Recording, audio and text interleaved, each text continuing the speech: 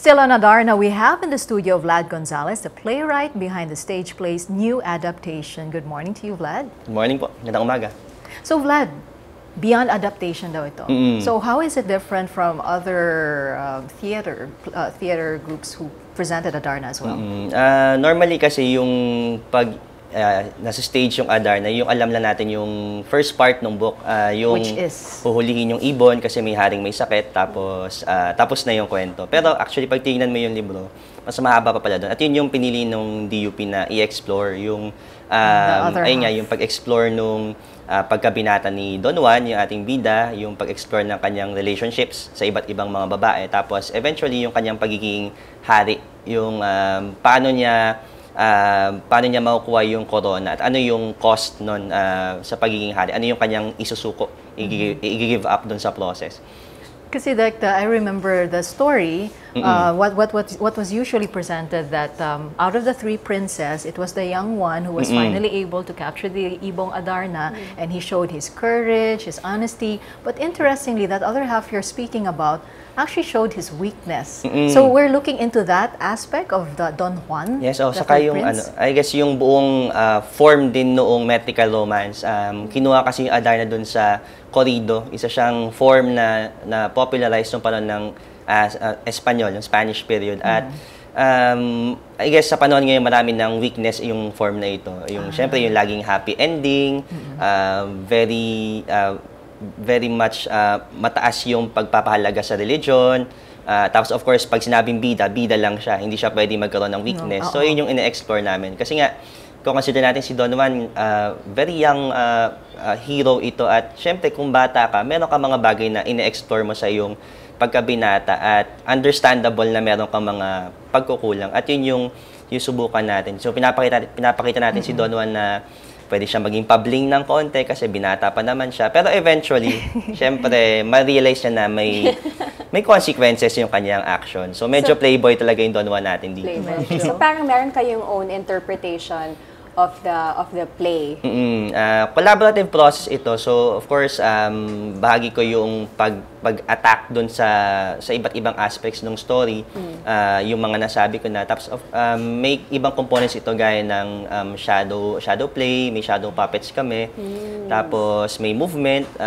Hindi to musical pero of course, syempre, Adam na kailangan niyang kumanta. So combination siya ng songs, movement. Tapos of course, yung iba't ibang atake on storytelling. So different perspectives, exposing yung mga kontrabida na pwede rin maging bida. Halimbawa, yung panganay natin si Don Pedro, sa mga nakapanood, nagulat kami na nag-sympathize sila kay Don Pedro kasi the eldest. Yeah, right? Yung eldest sibling. Kasi syempre, meron siyang gusto doon sa tatlong princess at parang naawa yung mga tao sa kanya kasi yun nga, parang puro lang si Don Juan yung bida. So interesting. So, fine-flesh out lang yung characterization ng mga tao. Tapos, bukod doon, siguro yung na-contribute ko doon, yung pag-flesh out ng mga problema na nandun naman sa text actually, pero hindi siya na-explore. Halimbawa, magulat kami na parang yung mga slave doon ay ita yung description sa mga maitim na tao. So, racist siya in a way. So,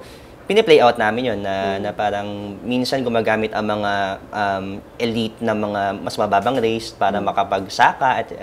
So, pini-play out namin. Pero yun yung purpose ko, parang i-highlight yung ganong klaseng issues na nandoon sa text na hindi kaagad na Kasi syempre sanay tayo sa happy ending, of course, magical bird na kumakanta, gagaling ang lahat at masaya. So ano nga yung ending? Give us a little okay, so glimpse. Of course, ito naman ay matatapos sa paghahari ni Don Juan at pagiging husband niya doon sa isang princess, si Doña Maria Blanca. So, isa siyang magical princess with magical powers.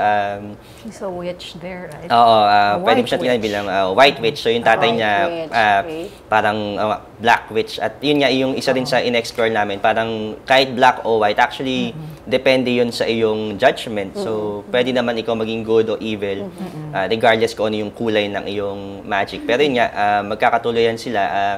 siguro yung aabangan ng mga tao yung How you presented it as well. I Yes, mean, oo, the yung music, the colors. I would expect it to be like what we saw here, the excerpt Yeah, so from Pat. medyo subdued yung colors kung mapapansin nyo, yun nga, so iniiwasan namin yung mga nakasanayan na sa mga fairy tale. So may color siya pero dominant yung black. More on dark, okay. Very matte yung set. Yung set namin made of paper. So parang I guess metaphor for storytelling. Tapos kung paano tinuturo yung Adarna sa school, yung bukod sa mga nasabi na, syempre yung mga tao bored dun sa pag tinuturo ito sa klase sa Filipino, something na required, something na informative pero hindi entertaining. Pero pag napanood nila ito, Definitely, they will have a syempre, different view. But you have with you today, I Yes, understand, kasama mo some of the cast members Apo. of the play. So can you please tell us what will they be performing? Okay, so yung kasama, just a short yes, papakita po ng ating mga kasama yung isang number kung saan si Don Juan nahulog siya sa balon. Ito yung part na nabitray siya ng kanyang mga kapatid. And where he saw the two princesses. So tapos na yung parte na yun, nahulog na muli siya sa balon, pinutol yung tali, may magliligtas sa kanyang lobo at after nun, nagpakita yung Adarna sa kanya na yun nga, makikita niyo na hindi lamang siya isa kundi represented ng 7 characters. So yun din yung something different sa Adarna namin. Hindi lang siya isa, 7. Okay, so let's take a look. here's an excerpt of the play.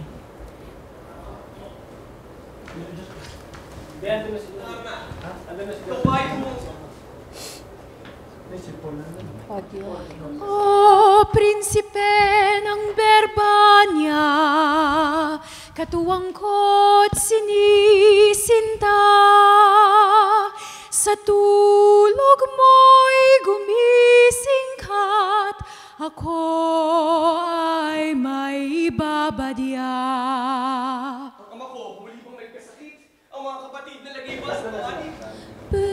Prinsipeng matapang at makisig, sariling lagay mo ang aking ibig.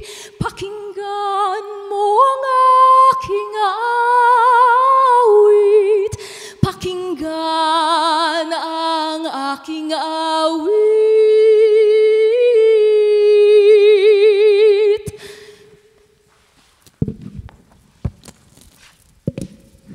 Serpienteng may laksang ulo, alaala at paglimot, sanga-sangang swerte at malas ang siyang idudulot.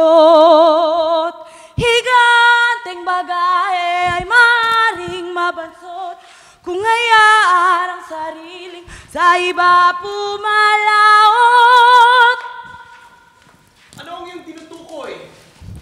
Itong balon ng damdamin, bumababaw, lumalalim. Ito'y depende sa tingin at sa lenteng gagamitin. Ang kahapon ay salamin, sang kristal na sisipatin. Kung tanaw ay patalasin, tamang bukas sasabitin.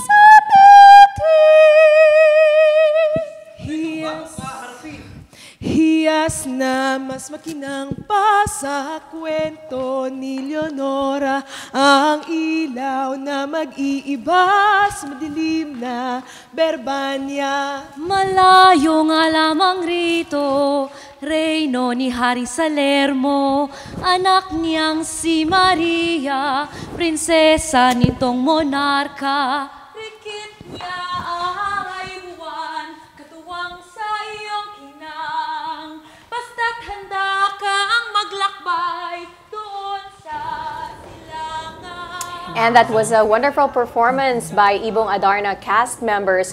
That was a cappella, right? Vlad, if you have the floor to invite our viewers to watch your remaining shows. Go ahead. Inimbitahan ko kayo na manood ng Adarna ng Dulaang UP. So, ang shows po namin ay aabot hanggang next week. Pero pwede po kayong pumunta sa Dulaang UP office sa room 136 ng Palma Hall para mag-inquire kasi may balita po kami na baka magdagdag ng additional shows kasi nga po medyo maraming gusto pang makanood. So, sold out yung marami sa show. So, nagpaplano kami na magdagdag para sa inyo. So, pag may chance po, sana ay makanood kayo. Okay, thank you so much for Salamat. coming Thank you, to the Vlad. studio and for the cast members. Good luck.